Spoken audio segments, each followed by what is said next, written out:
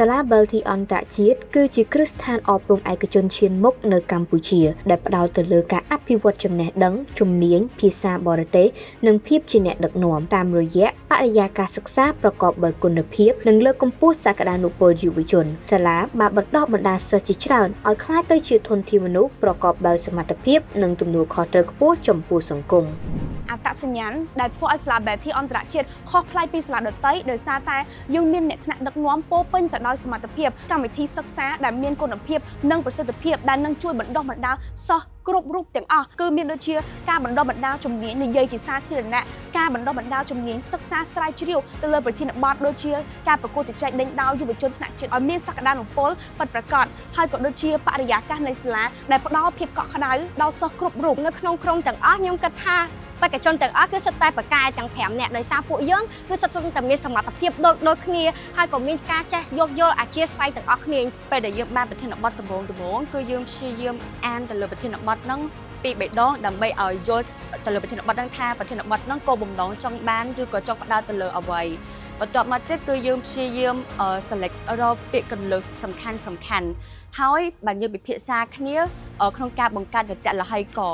ហើយមួយវិញទៀតពេលដែលយើងបង្កើតតលហេករួចរាល់យើងក៏ព្យាយាមស្វែងរកឯកសារការពារបន្ថែមទៀតដើម្បីការពារតលហេករបស់យើងនឹងឲ្យកាន់តែរឹងមាំឬក៏សម្រាប់ក្នុងវគ្គសួរឆ្លើយឲ្យកាន់តែមានភាពខ្លាំងក្លាជាងមុនហើយយើងព្យាយាម work hard ជាមួយគ្នាឲ្យបានច្រើនដងការប្រកួតវាតែងតែមានបញ្ហាយើងរស់នៅក្នុងបរិបទផ្សេងៗគ្នាដល់ពេលយើងមកជុំគ្នាធ្វើការងារដំបូងវាពិបាកក្នុងការចោះសម្រងគ្នាក៏ប៉ុន្តែបន្ទាប់ពីកន្លងមកលោកគ្រូអ្នកគ្រូក៏តែងតែជួយសម្រួលគ្នាឬក៏យើងព្យាយាមយល់ពីគ្នាទៅ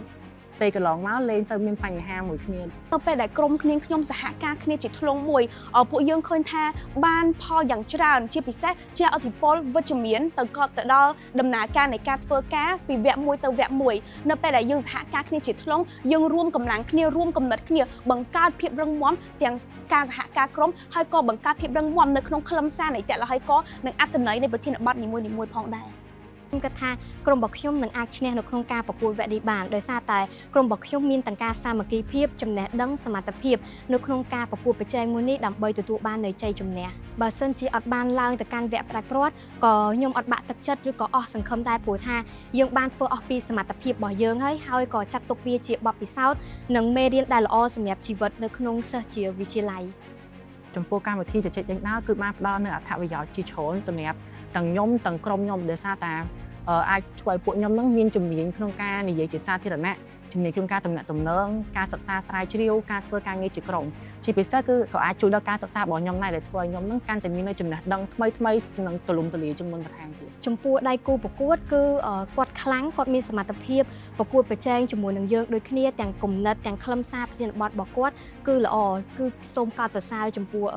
អ្នកដែលប្រកួតជាមួយគ្នាផងដែរយើងចង់សំណូមពរទៅដល់ក្រសួងអប់រំយុវជននិងកីឡាក៏ដូចជាអគ្គនាយកដ្ឋានយុវជនឲ្យនៅតែបន្តបង្កើតឲ្យមានកម្មវិធីសម្រាប់អភិវឌ្ឍសមត្ថភាពដល់យុវជនឲ្យកាន់តែទូលំទូលាយបន្ថែមទៀតហើយក៏អរគុណម៉ាក់ប៉ាហើយក៏ដូចជាក្រុមគ្រួសារទាំងអស់ដែលតែងតែលើកទឹកចិត្តខ្ញុំមកពីមុនមករហូត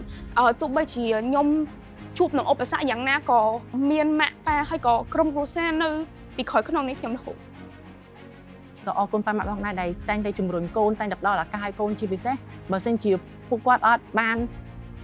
ជំរុញខ្ញុំទេខ្ញុំក៏ប្រហែលជាអត់បានចូលរួមក្នុងកម្មវិធីនឹងផងដែរកូនសូមអរគុណដល់ម៉ាក់ប៉ាក៏ដូចជាមីងដែលបានតែងតែលើកទឹកចិត្តក៏ដូចជាផ្ដល់នូវកម្លាំងកាយនិងកម្លាំងចិត្តយ៉ាងធំធេងចំពោះរូបកូនហើយកូនក៏សូមជូនពរឲ្យម៉ាក់ប៉ាក៏ដូចជាពិសេសនោះគឺមីងឲ្យគាត់ជួបប្រទះនៅសំណាងល្អសុខភាពល្អហើយទទួលបាននូវភាពជោគជ័យគ្រប់ភារកិច្ចចំពោះរូបនាងខ្ញុំមានពាក្យបច្ចៈច្រើនដើម្បីផ្ញើជូនទៅកាន់លោកគ្រូដឹកនាំអ្នកគ្រូបង្វឹកក៏ដូចជា